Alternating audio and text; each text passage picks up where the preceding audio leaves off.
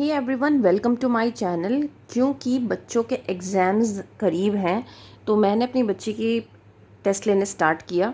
अब वो ये कह रही थी कि मुझे बहुत ज़्यादा अच्छे से मैंने तैयारी की है, तो इसीलिए मैंने ये टेस्ट पेपर प्रिपेयर किया था। और इसमें हिंदी रीडर और हिंदी ग्रामर दोनों का ही टेस्ट पेपर था, अभी जो मैंने अभी तक चेक नहीं किया है। तो आज मैं यही आपके साथ शेयर करूँगी किस तरीके के मैंने क्वेश्चन दिए हैं। इसमें चैप्टर कौन कौन से आ रहा है हिंदी ग्रामर में। एक तो आ रहा है लिंग, संज्ञा और पर्यायवाची, ठीक है। पर ये चैप्टर में मैंने सिर्फ लिंग और संज्ञा दिया है और हिंदी रीडर के कुछ क्वेश्चंस हैं वो दिए हैं। तो स्टार्ट करते हैं। नीचे दिए गए वाक्यों में व्यक्तिवाचक संज्ञा शब्दों को रेखांकित करो। राजा दशरथ के 4 पुत्र थे, राम, भरत, लक्ष्मण और शत्रुघ्न। अब व्यक्तिवाचक संज्ञा क्या होती है? बच्चे इंग्लिश में तो ग्रामर बहुत जल्दी समझ जाते हैं, लेकिन हिंदी में समझाना उनके लिए थोड़ा सा मुश्किल हो जाता है। तो यहाँ पर आपको बच्चे को समझाना पड़ेगा कि व्यक्तिवाचक का मतलब होता है प्रॉपर नाउन्स। प्रॉपर नाउन्स का मतलब होता है जहाँ पर आप स्पेशल चीज़ों की बात कर रहे हैं, जैसे कि किसी के नाम की बात कर रहे हैं, किसी स्टेट के नाम की बात कर रहे हैं। मतलब जो स्पेशल चीज़ होती है जो कि एक ही है। जैसे मेरा नाम है तो वो मेरा ही नाम है, ठीक है, उस घर में किसी और का नाम नहीं है, राइट। ऐसे ही दिल्ली है तो दिल्ली एक है, राइट। ऐसे ही अगर आप लखनऊ, आगरा, ये क्या हैं? आपके अलग अलग सिटीज़ और स्टेट्स के नाम हैं जो मैंने आपके सामने रखे। तो इस तरीके से आप क्या कर सकते हैं, बच्चे को बता सकते हैं। ये होते हैं आपके प्रॉपर नाउन्स। और यहाँ पर भी आपको क्या करना था, प्रॉपर नाउन्स ही सिलेक्ट करने थे। जिसमें इसने दशरथ को सिलेक्ट नहीं किया, दैट मीन्स उसको अंडरलाइन नहीं किया, ठीक है। नेक्स्ट है, बचपन में शिवाजी ने महाभारत और रामायण की कथाएं अपनी माँ जीजाबाई से सुनी। चक्रव्यूह को तोड़ने में केवल अर्जुन पारंगत थे, फिर भी अभिमन्यु ने साहस दिखाया। बचपन में शिवाजी बहुत कहानियां सुनाते थे। गंगा के किनारे अनेक नगर बसे हैं, ऋषिकेश उनमें से एक है। बाकी इनका बिल्कुल ठीक है। नेक्स्ट है, नीचे दिए गए वाक्यों में जातिवाचक संज्ञा शब्दों को रेखांकित करो। जातिवाचक संज्ञा कौन से होते हैं? जिनको हम इंग्लिश में कहते हैं कॉमन नाउन्स, क्योंकि जो कि जस्ट लाइक जो कॉमन होते हैं, जो आपके पास भी मेरे पास भी है, जैसे कि शर्ट, टेबल, बेड, ठीक है, मोबाइल, लैपटॉप, ये सब चीज़ें क्या हैं? आपके पास भी है, मेरे पास भी हैं। तो ये क्या है? कॉमन नाउन है ना। तो भारतीय गंगा नदी को पवित्र मानते हैं, तो नदी क्या है? कॉमन नाउन है। हमें जीव जंतुओं को नहीं मारना चाहिए, तो जीव जंतु क्या हो गए? कॉमन नाउन, दैट मीन्स जातिवाचक। मैंने विद्यालय जाने के लिए किताबें रखी, तो विद्यालय और किताबें क्या हो गई? जातिवाचक। हिरन, हाथी, ज़ेब्रा, जिराफ आदि झुंड में रहते हैं, तो ये क्या हो गए? जातिवाचक। क्योंकि हमने, अब आप कहोगे कि ये तो अलग अलग है, नाम है इनके, हाथी के। नहीं, अगर आप देखो, कुत्ता है, आप भी घर में कुत्ता पालते हो और बाहर भी बहुत सारे कुत्ते रहते हैं, है ना। लेकिन आपके घर का कुत्ता प्रॉपर नाउन क्यों है? क्योंकि आप उस कुत्ते का एक नाम रखते हो, या तो बॉन्जो रखोगे या कोई भी नाम रखोगे, ठीक है। तो वो नाम क्या हो गया? वो हो गया प्रॉपर नाउन, दैट मीन्स व्यक्तिवाचक संज्ञा। बट यहाँ पर हम एक ग्रुप की बात कर रहे हैं, और अगर हम हाथी कह रहे हैं तो हाथी की कैटेगरी में सभी हाथी आ जाते हैं, तो इसलिए ये कॉमन नाउन है, दैट मीन्स ये जातिवाचक संज्ञा है। नीचे दिए गए वाक्यों में भाववाचक संज्ञा शब्दों को रेखांकित करो। भाववाचक आपको पता होना चाहिए।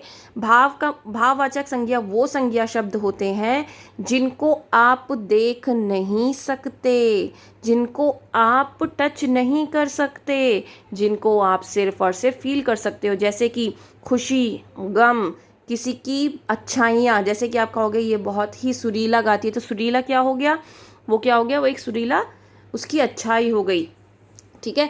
तो इस तरीके से जैसे लंबाई, चौड़ाई, मोटा, पतला, ये क्या है? सारी अच्छाइयाँ हैं। तो ये क्या है? सारे भाववाचक संज्ञा। सरदार पटेल के बचपन की दृढ़ता आजीवन बनी रही, तो दृढ़ता। बड़े दिन की छुट्टियां होते ही छात्रों की खुशी का ठिकाना ना रहा। यहाँ पर बड़े बड़े भी क्या है? यहाँ पर भाववाचक संज्ञा है। औरंगजेब अपनी क्रूरता के लिए प्रसिद्ध था, तो क्रूरता भी यहाँ पर क्या है? भाववाचक संज्ञा है। महात्मा बुद्ध ने प्रेम और करुणा का संदेश दिया, तो प्रेम और करुणा क्या है? यहाँ पर भाववाचक संज्ञा है। अब भाववाचक संज्ञा बनाना बच्चों के लिए थोड़ा सा मुश्किल हो जाता है। यहाँ पर कुछ वर्ड्स दिए हुए हैं, इनसे इनको क्या बनानी थी? भाववाचक संज्ञा बनानी थी। मेरी बेटी ये क्वेश्चंस नहीं कर पाई, तो अब मुझे उनको ये सब सिखाना पड़ेगा। लाल का हो जाएगा लालिमा, हंसना का हो जाएगा हंसी, लड़का का हो जाएगा लड़कपन, लड़कपन। देन हरा का हो जाएगा हरियाली, हरियाली। ये हो जाएगा गहराई, गहरा का हो जाएगा गहराई, सुंदर का हो जाएगा सुंदरता। आपको क्या बनाने थे? भाववाचक संज्ञा शब्द बनाने थे। अब नीचे कुछ संज्ञा शब्द दिए हैं, उन्हें सही जगह पर लिखिए। तो व्यक्तिवाचक में हिमालय, गोमती, देश, अनामिका, कानपुर, इन्होंने ये व्यक्तिवाचक संज्ञा में लिखा है। भाववाचक संज्ञा में लिखा है आश्चर्य, अपमान, प्यार, कंजूसी और त्योहार। और जातिवाचक संज्ञा में लिखा है दूध मंडली, पक्षी, अच्छाई और दीपावली। तो अच्छाई क्या है? अच्छाई है जातिवाचक संज्ञा, ये यहाँ पर आना था, सॉरी ये भाववाचक संज्ञा अच्छाई, और त्योहार जो है वो जातिवाचक संज्ञा यहाँ आना था। इन्होंने यहाँ पर ही गलती की है। नीचे दिए गए वाक्यों में से संज्ञा शब्दों को छांटकर उनके भेद बताइए। तो घोड़े क्या है? जातिवाचक संज्ञा। हम मुंबई जाएंगे, मुंबई व्यक्तिवाचक संज्ञा। अपना मोटापा कम करो, मोटापा भाववाचक संज्ञा। वहाँ बहुत भीड़ है, तो भीड़ क्या है? जातिवाचक संज्ञा। मुझे एक अच्छी किताब चाहिए, अच्छी भाववाचक और किताब जातिवाचक, ये सारे सही हैं।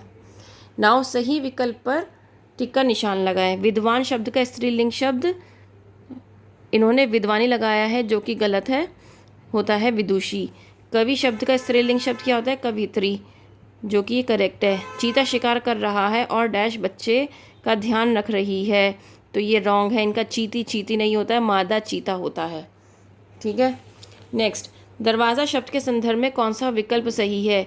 यह स्त्रीलिंग शब्द है, यह पुल्लिंग शब्द है, ये बिल्कुल करेक्ट है इनका।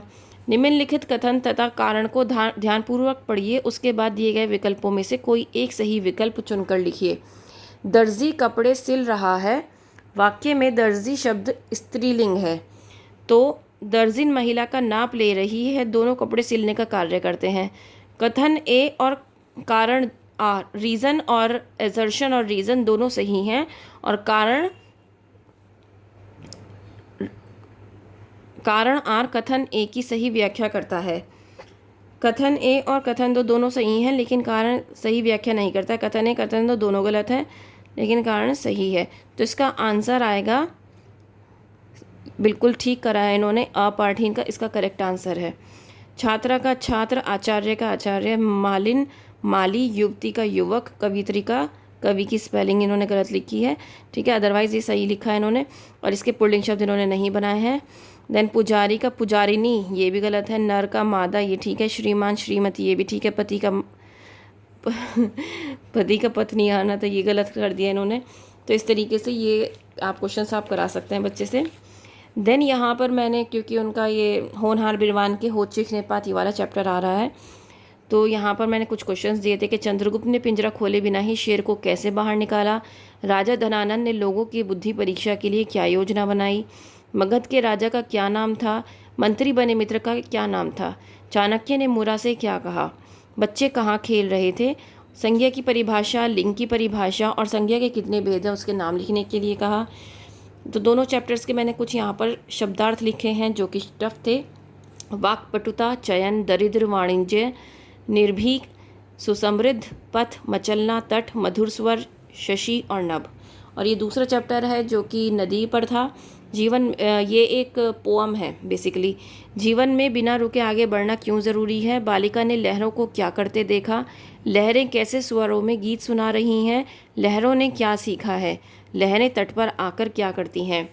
तो अगर मैं आपको कहूँ, अगर ये 100 मार्क्स का इनका मैंने बनाया था ये पेपर है, तो इसमें ये 50 ही गेन कर पाई हैं, क्योंकि मैंने थोड़ा सा टफ करके बनाया था। अब उसका मैं आपको बताती हूँ कमी क्या है। इनके स्कूल में टीचर ने ये जो नदी वाला चैप्टर है इसके क्वेश्चन आंसर्स नहीं कराए, क्योंकि ये 5th क्लास में है। तो अब मुझे इनको समझाना पड़ रहा है कि भाई आपको हर काम टीचर नहीं करवाएगी, आपको मीनिंग पता होना चाहिए ताकि आप इन क्वेश्चंस के आंसर दे सकें।